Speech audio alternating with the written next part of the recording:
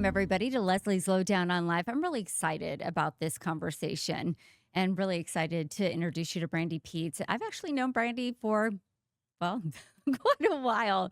We go back to when you were just a kid Mhm. because you grew up with my daughter, Melanie. Yes. But you also might recognize Brandy's name because, well, Deputy Mayor of the Spokane Valley, Mhm. 6 years on the city council for the Spokane Valley, and you ran for the 4th district. So Mhm. you've been heavily rooted in the Spokane Valley for many, many, many years. Yes. Yeah, I'm making you sound old, but you're just a kid.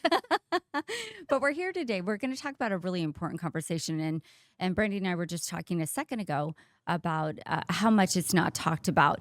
And it's women's health, and in particular today, infertility. And I'm going to give you a couple of specifics here. 1 in 6 people, that equates to 16.6 of people worldwide, are infertile. In the definition of being infertile, because I had to look this up, is if you've not been able to get pregnant after trying for a year or more, and over the age of 35, it's 6 months or more. And then there's so much that goes along with that. So, with that said, Brandi, thank you so much for being here, being Mhm. vulnerable, being willing to talk about this. I really appreciate it. Thank you for having me. I really appreciate it. I couldn't imagine having this conversation with anybody else. Oh, So, that, thank thank you. you. Well, this is something that a lot of people have dealt with. And it's a daily struggle for many, many women, and it's Mhm. incredibly difficult. And I think that because it's not spoken about as Mhm. often, people don't quite understand what it you go through. And I will say, I did kind of go on a deep dive last night because you and I talked yesterday that there's really not many services available. So tell me, you know what? Take us on your journey. How did this start? You've been in politics. You actually decided to step away from politics. So tell us about that. Yeah, so this started very young for me. There were times where I would have to go home from school because of some of the pain that I would get. I would have to get on certain medications in order to, like do day to day activities. And, back then, things weren't very well researched. And so some of the things, that some of us or people like me have experienced, are coming into us in our adult life, some of the medications that I've had to take. And so it's hard to say if, some of those things that we did back then are, contributing to what's happening now, or if it's genetic and things like that. There's still a lot of research, but I've been dealing with this for quite some time. And it wasn't until my husband and I have been together since we were 20 and 21 years old. And so it wasn't until we hit about 25 where we started talking about having a family. And everyone kept asking, "Why don't you have kids?" And, all my friends, by that time had kids and had families. And so it was really then that we started really diving into why we hadn't had a family yet. Had you tried, or had you just not tried not to get pregnant? Right. Yeah. No, we weren't actively trying, but we weren't actively not trying to. So, that's always the first question that everybody asks you when you meet someone. How many kids do you have? What's your family like? And, at that point, it wasn't, a trigger. But these days, when people ask that question, especially when you're knee deep in an infertility journey, it can be hard to answer that question. Yeah, really difficult because you're right that it does seem to be that first question to a married couple. Oh, do you have kids? Are you planning on having kids? Hmm. So at what point then did you decide, because I know that you were in the middle of your career and you were very busy with that. And again, you and your husband have a lot also going on in the Spokane Valley with different businesses. Hmm. So at what point did you take a look and go, "Oh, why aren't we pregnant, or should we talk about this?" Yeah, and so it was about, mid 20s. I was probably about like 26 or 27 when we went to a doctor here locally, and got checked out and was trying to figure out, if there was something wrong with either one of us, what steps we could take. And, I didn't have a good first impression with the first doctor we had gone through. And so we kind of just got a little disillusioned and kind of put it on the back burner. And then the opportunity to run for politics came. And, when I do something, I do it, both feet in, all the way in. And so I wanted to be the best council person I could be. I wanted to do so much for the community, and I I made that my priority, and I thought I had time. And as I am finding out, I did not have time, and I found that out about halfway through my career. And so I really started to try to change my priorities and put that first. But when you're working a full-time job, you're doing city council, and we have a business, and trying to have a social life, and all these other things pulling you in several directions. It's really hard. And so we put that on the back burner, and then we really, in about 2018, 2019, went to a different doctor and found out what was going on. And it was unexplained infertility, which, when you get all these tests and you have all this technology, you think, they're just going to tell you and you're going to overcome it. And, you have all these resources, but there's just so much that's unknown. And then COVID happened. And then COVID happened. Yeah. And that put a lot of things on the back burner for us. We were actually through a Child's Hope here in Spokane, got through that whole process. And then COVID happened, vaccinations, all these different things were, put into the mix of that. And then they ended up closing down.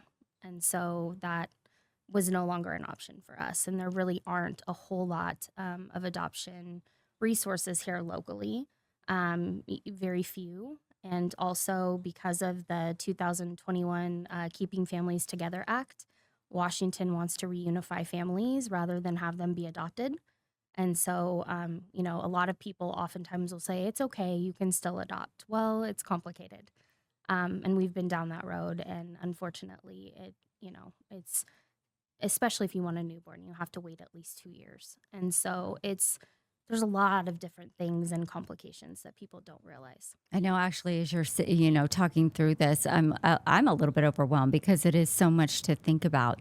So, if I could walk it back just a second, because you had mentioned that when you were younger, you had some issues, and I would imagine, like with menstrual cycle. Did you have endometriosis? Because I know that's a concern. I have endometriosis and I have PCOS, so it's a Okay. hormonal imbalance, and then you have the cysts and the pain, and the chronic pain. And so it just becomes a part of you, and you're always in pain. And because it's not something people can see outwardly, everyone thinks you're fine, and just take some Tylenol and put a heating pad on, you'll be fine. But it's excruciating, and it's a lot more common now than it was back when I was in school. And there weren't resources back then either. Yeah, it's true. I think we've come a long way as far as that goes, because women's health has been, and I don't want to say taboo, maybe that's not the right word, but that's the word that comes to my mind right up. But it's not been one of those things that we've freely talked about, and menstrual cycles and endometriosis and cyst and the pain that goes along with it. You're so right. They're not seen. And so they're not spoken about, and therefore we can't fix them or do anything to help. It just felt like it got swept under the carpet, and you probably felt that way. It's very isolating. Yeah. Oftentimes you feel very lonely, even if you're in a crowd full of people. And for me, because of the career that I chose, I had to keep a lot of this under wraps because, I'm not a person that fears what other people think of me, but also, you don't want to let people into that part of your life. It's very, it can be emotional, and being in politics, you're not supposed to be emotional. And oftentimes people would, I'd be knee deep in hormones and, going through a retrieval cycle, and people would tell me, oh, Brandi, you're being a little too emotional about that. Or, oh, maybe you shouldn't have done that, or, you should have done this instead. And it's isolating because people don't understand what it is that you're going through, and you're trying to put on a brave face. And you don't want to talk about, what you're going through, because some might see it as negative, or, they don't know what to say to you. And so oftentimes a lot of people will either ignore you altogether, or they won't talk to you about it. And, sometimes you just want somebody to say, you know what, I'm here for you, or even a hug, or even I'll pray for you, or, I'm so sorry you're going through that. It's just the smallest things that people could do to help support people who are going through this type of journey. And so often I think people try to find that perfect thing to say to fix it, or give you some words of wisdom. Mhm. And I think that goes with somebody who's going through something like you are, somebody who has suffered a death or a loss. And really, the most important thing you can say is, I'm here for you if you need me, right? Right. You know, love you. Yes. Well, and I think too, it's hard being on both sides of it, and I can see from both perspectives. It's tough, because you want, if you have kids or if you're pregnant or other things are going on, you don't know how that other person feels. And I'm speaking for myself. I'm always happy for those people who are able to be successful in their journey, but at the same time, you're mourning your journey, right? You don't get to see them graduate. You don't get to see them become parents. You don't, you're mourning all of the things that you don't get to have, but other people do. And then start thinking about like, why can't my body do the one single thing that it was meant to do? And so you're kind of in a tug of war situation because you want to be happy for everybody and you are. But at the same time, then you're reminded of the things that you can't do. And so, and going back to the conversations, like I know everybody has been very supportive and, some people do say things though that can really not be great in somebody going through a journey like mine. And so I just want to remind people that, telling people that they can, you can just adopt or just relax or, my sister-in-law got pregnant and, when she stopped trying or, I maybe you're not praying enough or maybe, all of those things I've heard them more times than I can count and and always coming from people who have good intentions, but maybe saying something like, "You know what? I'm really sorry you're going through that," or "How can I help you? How can I pray for you?" Or that must be very frustrating that you've gone through all of those things. I'm so sorry. Can go a long way with people. And I just want to encourage people to reach out. If you know somebody going through it, they may say that they're strong enough. They need help, they need support. Even if it's just hey, I'm thinking about you, or, I care about you. And it goes a long way. Empathetic as opposed to being sympathetic, Hmm. right? Yeah. I want to dive in. Hmm. You mentioned going through some of the cycles. And if Yes. there's anything you're not comfortable with answering, you just tell me because Okay. this is tough. But I Hmm. want to ask some of the hard questions Of because I course. know that there are people just like you that are sitting out here and they're wondering, they're watching maybe, they feel alone. Maybe you have a part of your journey that will help them. So you tried, it's IVF, correct? Correct. And that's expensive. It's like what I saw was $15,000 to $20,000 per cycle. Hmm. So you tried IVF. Yes. So, obviously, we went down the adoption route. And so that was at the time a little bit cheaper through that program that we had looked into. There were some resources that were available through churches. But of course, as I said, they closed. And so, a lot of the places that are still around now are anywhere from $30,000 to $50,000, and so that is off the table. And again, because of the laws that are in place in Washington, it's not an option. So we did what was called an IUI, and that's where they take the sperm and then they insert it into you, and then we did that. And those are typically anywhere from about 1,500 to 2,000. And so I did that during my political career, and of course, I had too much stress, and so that did not take. And so that was the first and only procedure that I have had as far as a transfer is concerned. I've done, I can't even count how many. It's somewhere between 5 and 8 cycles. And then I think I did 5 physical retrievals of getting eggs.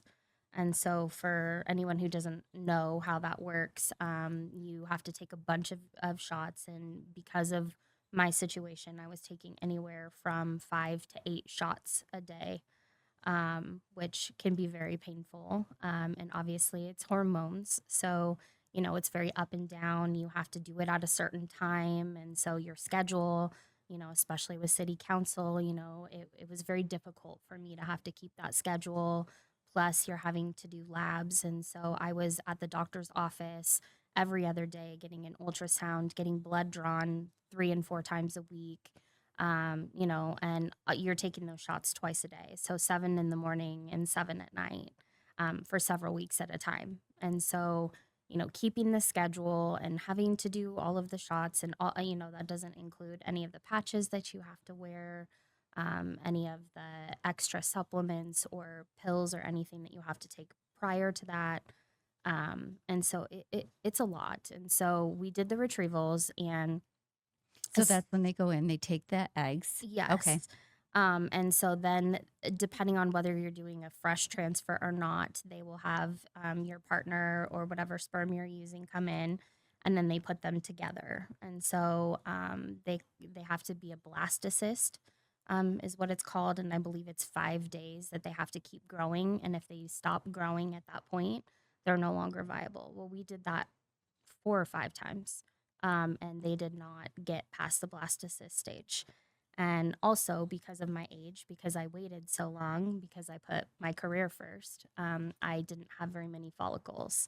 And your follicles are what carry your eggs. And as you age, you're shedding those eggs every time you have a cycle. And so low ovarian reserve, I'm also fighting against as well because of my age. So for reference, how old are you? Honestly, I'm trying to even think about this. I think I'm 38. I think somewhere around in there. Somewhere in there. Yeah. I get that. Yeah. Which is interesting because I look at 38 as still being so young. But you're right. Every year, you lose those follicles as you shed through a menstrual cycle. And I think the rest of us take that for granted. Yeah. So I will say, it's been a journey. We've done a lot of retrievals. This last December, we were supposed to have done our first transfer of IVF, which is when they take, the sperm and the egg, and it's an embryo, and then they implant it. Well, because of our failed attempts to create an embryo, we had to go through a third party and adopt embryos from someone else. So that in itself has honestly been one of the hardest, I think. Yeah. Talk about that. Okay. So adopt embryos from another female And male. and male. Okay. Yeah, so it's either two random samples that have come together to create embryo, or it's one person and then they got a random sample, or it's couples who have came together and had embryos. So what does that process look like then? You say adopt an embryo. What does that look like? Yeah, so you go through a third party. Ours in particular, we just submitted a profile and had to do a consultation. You have to decide whether or not you want high or low, to be able to talk to the kids. So if you want to have a relationship with the parents, you can. If you don't want to, you don't have to. But obviously, a lot of people who are donating embryos want to keep that relationship and want to know what's going on with their embryos. And so based on what criteria you give them, they match you with other couples. And so for us, we actually matched a couple. They looked similar to Chad and I. And so we were very excited and, went through the process. You have to get a lawyer. They make you do counseling to see if you're fit enough to go through this process, which is a whole nother piece because, everybody else gets to have kids and doesn't have to be evaluated for that. But we do. And so once you get through that process and you match with that family, depending on what kind of spectrum they're on, whether it's high or low, you either meet that family or you go to a lawyer and you drop paperwork and then they transfer the eggs to your clinic or the embryos to your clinic. So we matched with them. We paid for them, which was a lot of money. It was between $15,000 and $20,000. And so those got transferred to our clinic, and then we were going to do a transfer. And then I had to go through the shots and process all over again, but this is progesterone, so they're much more painful, and trigger shots and all of the rest. And so I had done everything. Everything looked great. I did all my labs, and it was the morning of our procedure. An hour before, I got a phone call from my nurse saying that none of those eggs could be used. And we purchased 7. How did that happen? We don't know.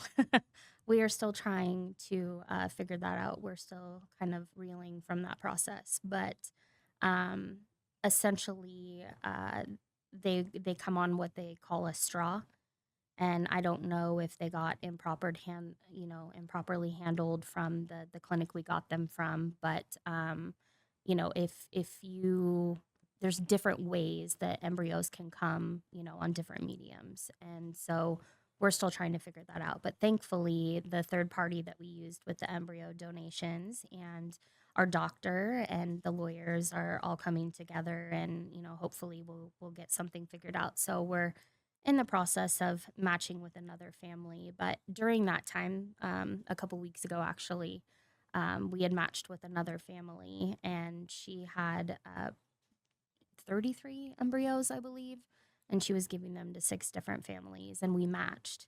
But this was a situation where I had to meet her, and she decided to pass.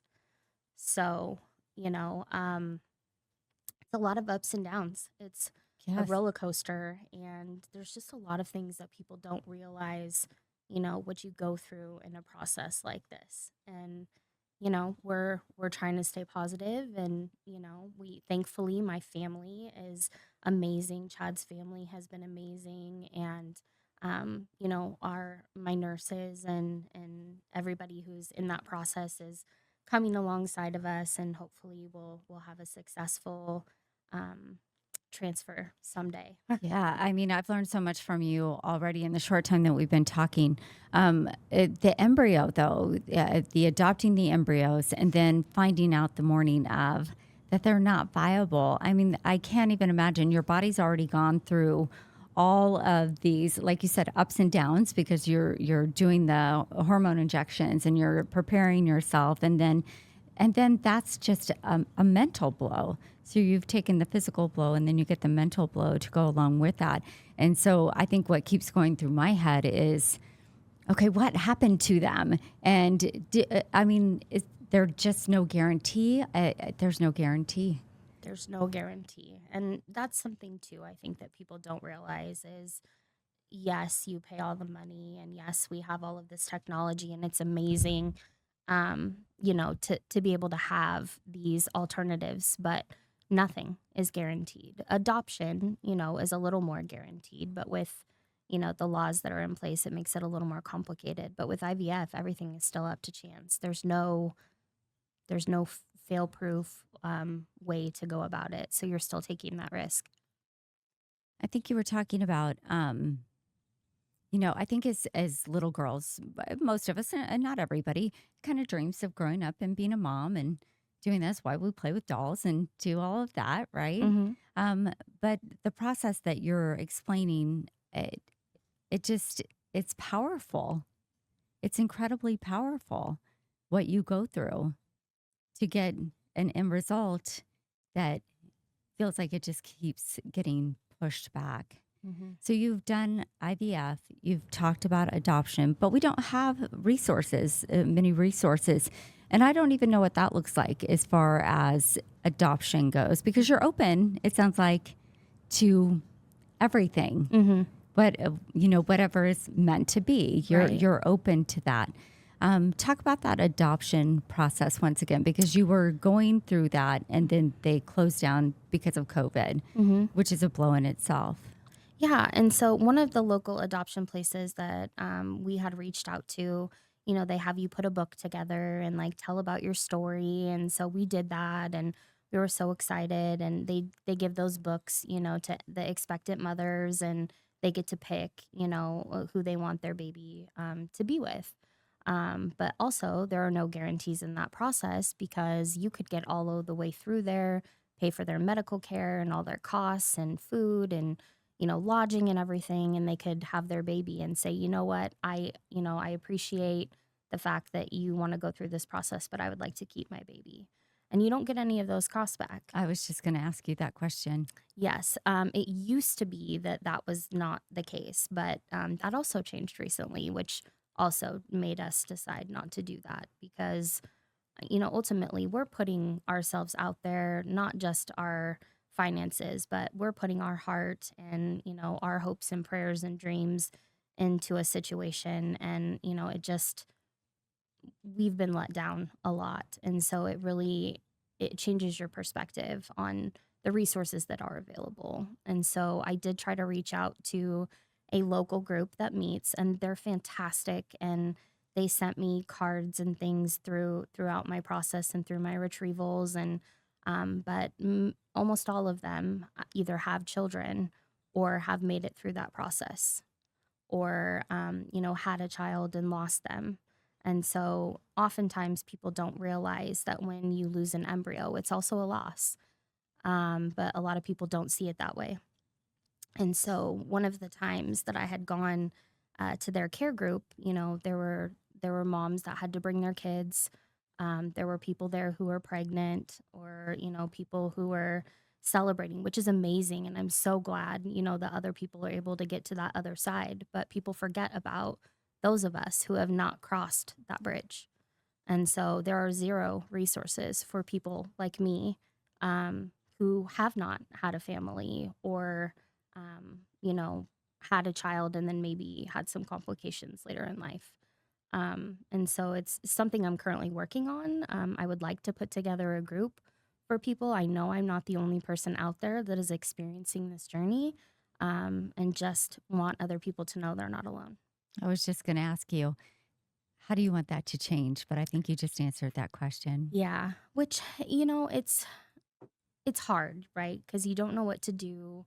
And I don't want to be in a situation where I push somebody away, or you say or do the wrong thing. But I just feel very strongly that I needed some certain support during this journey that was not available. And I I would not wish this upon anybody. It is a very lonely, isolating, depressing journey to go along, especially when you don't have somebody else who has a similar journey to yours. Hmm. And again, nothing makes me happier to see other people get to that other side.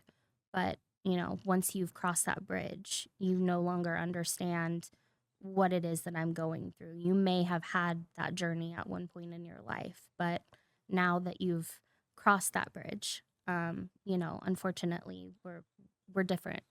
Yeah, I mean, I can imagine. Of course, you're happy for them. You're Of happy course. for their journey moving forward, but that doesn't take away the fact that your heart's still empty and you likely feel resentment. I think that's just human nature. And so, what would you like to be able to offer women just like you? I don't know if it's a group of us, to be able to go and meet together, or I used to do Bible study. I used to teach Bible study at my church, and I thought about maybe getting a group together. I mean, like I said, there's got to be other people who are experiencing this and just don't feel safe enough or have found somebody to talk to. So, one of the reasons that really made me want to talk to you about this is because it's been such a roller coaster of a journey for us, and I want somebody else to have the support that I didn't have, um, in the resources, because this is just something that really isn't talked about. And if it is, there's just so many things that are unknown. And with anything, education is the key. And the more people realize what this journey is like, maybe other people can come alongside those who are going through that journey.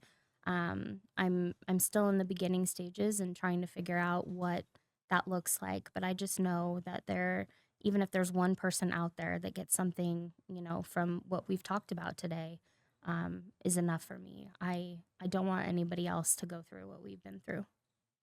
How long have you been on this journey, Brandy? Almost 20 years. Almost 20 years. It's a long time.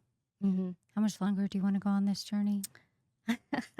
Obviously, I would have liked to have, made it to the other side in December, but my husband and I are, we love each other, and no matter what, I always have him, and so that I'm very thankful for. Um, we just hope someday, no matter what that looks like, we'll have a family and be able to give love, to somebody, that needs a family like ours. We have a support system, and I know my husband is going to be a very good father one day.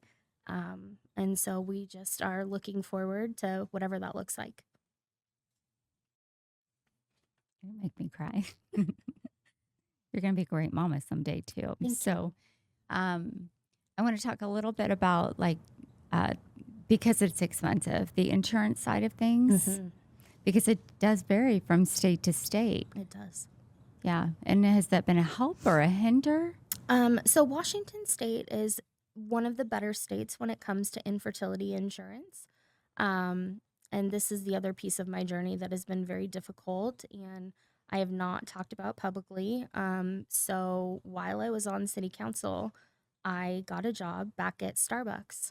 Um, I worked there when I was 18 and loved my job and, decided to go to college. And so, back then they didn't have that opportunity. And so, secretly, I had been working at Starbucks when I was on city council because they offer infertility insurance. And so, on many occasions, I would run into people in the political circles. And so, obviously, people had questions, and it was very difficult for me because I wasn't telling people about my journey. And B, people are very judgmental because it's a minimum wage job. And, when you're doing city council and have a full time job in a business, why are you at Starbucks? And so, I'm thankful for Starbucks and the journey that they've been able to afford us, even though it hasn't been successful. They've been amazing through the process. They have lots of resources through Starbucks as you get through this process. And it's amazing coverage. And there are lots of other businesses that also can afford to give their employees infertility insurance, but not every state is that fortunate. Insurance is a game changer. And if it works, you got to do it. Mm-hmm. If it works, you got to do it. Are some people, if they're hearing this podcast, learning about this for the first time, this journey you've been on? Lots. Yes. How do you feel about that? It's a little nerve wracking. And I'm going to be honest, that was the one thing I was really kind of apprehensive about, just because I think people knowing me in certain circles didn't know what I was going through and maybe thought there was something, that I might have been going through. And they were like, she seems to be going through something, but I never reached out and told people. Only those who are closest to us really knew. And some people didn't even know until about 2 years into my journey. And so, I wouldn't change the journey because, it's ours. And obviously I'm going to use this experience to try to help other people. And it's just something that has been on par with my life is, I want to give back and have other people not go through some of the things that I have and just try to help educate and, come alongside people. But I would venture to say that some people will be probably shocked to hear some of the things that we've gone through because even those closest to us don't even know um, about some of the things recently that we've been through. So It's a private thing. it is. It really is. It's a private journey. There's a lot of questions, I'm sure, in your head, your husband's head, just trying to maneuver through all of that. hmm Yeah. And then just questioning why. hmm It's always, like why me and not them? Or, I constantly ask myself, like did I did I do something wrong? Did the medication that I take, when I was younger, did that have something to do with this? Or, there's all these things that go through your head and it's all the what ifs, but ultimately, we have a handle on what we need to do and I just have to keep pushing forward. And I think anybody else in my shoes at this point probably would have given up by now. But I feel very strongly that Chad and I would give such a loving, amazing family. And I wouldn't have been able to make it through this process without him and my family and his family's support. And so for that, I'm incredibly thankful. There's a very lucky child out there. Mm-hmm. Yep. Just waiting for you. We sure hope so. You talked a little bit yesterday when we were on the phone about just the process of feeling, and tell me if I'm putting words in your mouth. Like we could do a better job in the process for couples going through this within the medical field. Just feeling like, and I did, and I won't mention any names, but I did read a bunch of reviews, and I was sad by them because women feeling like they were just part of a cattle call, or that they weren't important, or that they felt like a number. And it does feel that way in certain situations, and many of the people I've talked to who have gone through this process feel the same. And it's different now than it was 20 years from now, because IVF was not as known, and so there weren't as many people going through that process. But with the national attention that it got during this political cycle with IVF, now a lot more people are familiar with it and are asking questions. And there were some Supreme Court rulings that came down, in Alabama in regards to embryos and IVF. And so it's gotten a little bit more attention the last year or two. And so it's obviously a little more accessible now that laws are changing as well. And so it's more prevalent. More people are wanting to do it. And it's not just for people who, need that extra help. For some time, for some people, it's because of age. For some people, it's they don't want to go through that process of a natural birth. For some people, it's they want to have a surrogate. Whatever that looks like, it's more of an option now than it was for people before. It's not just for people like me. It's very versatile. So naturally, that means that the waiting rooms and the wait lists and the people that you are sitting next to as you're, waiting to get your labs and your ultrasound, it's a very full waiting room. And oftentimes you can feel as though you are not going to be supported. And, medical care in general is not what it used to be. It's not personalized. It's not, you don't have the same doctor that goes with you throughout your whole journey. But we did experience that with the first place that we went to. And, it is unfortunate, but there are nurses and doctors, depending on where you go to, that kind of take that extra personable step. And, I'm really thankful for that because, like I said, it's very lonely. And many of my friends have actually been successful with my doctor. Um, and I'm so, so, so happy for them. But they too have, had some of the same experiences, even though they have now been able to give birth and have families. It's just, for some people, I feel like it's about the money rather than the goal of, expanding people's families. And I don't know how to fix that. But I would just say do your research, read reviews, talk to other people who have been to your doctor. Um, you know, uh, Education is the key. And ultimately, that's how we got to the place we're at now, is talking to other people who had been through that process and doing research and looking at their success rates and things of that sort. So really, I think education from the whole conversation around IVF is the key. So you had the failed attempt in December, but you're still trying. Mm-hmm. You're still trying to be matched with families. Yes, So the journey continues. it does. What advice would you give to other couples just like you that are going through this, and maybe it's been a long haul for them as well, or maybe they're just starting out? And twofold question, what advice would you give those of us who want to support you? To give advice to anybody who may be in my shoes, I would just say advocate for yourself. Nobody can advocate for you better than yourself. There are often times where, especially in all medical care, not just with IVF, oftentimes you know your body well enough to know what's going on. And so if you feel something, I would say advocate for yourself. And research. I mean, there's so much information that's out there. There's the internet, there's journals, there's all these different studies, and they're actually finding out now, which they didn't know until recently, that a lot of the complications actually have more to do with male factor than they do female factor. So when we were going through our journey at the beginning, we were trying to ask, what supplements should he be taking?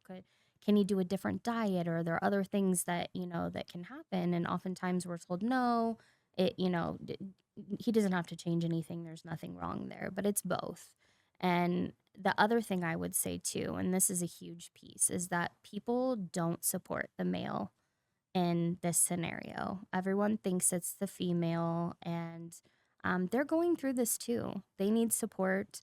There's a stigma out there, that men are supposed to be, the strong ones and the caregivers and everything like that. They're struggling too. So any support that we can give, the males in this scenario, whether that be, support groups, or, if there's mental health counseling. I mean, if you have to talk to somebody, there's nothing wrong with that. All of us, should be talking to somebody at one point or another, in our lives. And so I think people forget that just because they're not physically going through the shots and the appointments and the protocols, that they're not suffering, but they are too. They're watching their wife or significant other, go through this process and wondering why and all of the things. And so I would just say, find your support, advocate for yourself, and do your research. When it comes to people who want to come alongside people like us, be very understanding, give grace. When you're on hormones and you're going through all of this process and you're having to time things, your social life is non existent. Oftentimes you've got to, leave somewhere to go at a certain time to take a shot, or, you just don't feel up to doing things that you normally would before. And so you're just not yourself. Checking in and just maybe sending a text message and saying, "Hi, I'm thinking about you," or, "Hey, let's go do something fun," or, giving them a hug, whatever that may be. It's the small things that matter, and really, really just try to include them. And so I would say, more oftentimes than not, people will avoid the situation or stop inviting you places because they feel like it might hurt your feelings. But for me personally, like, obviously baby showers are not going to be somewhere I'm going to be for a while.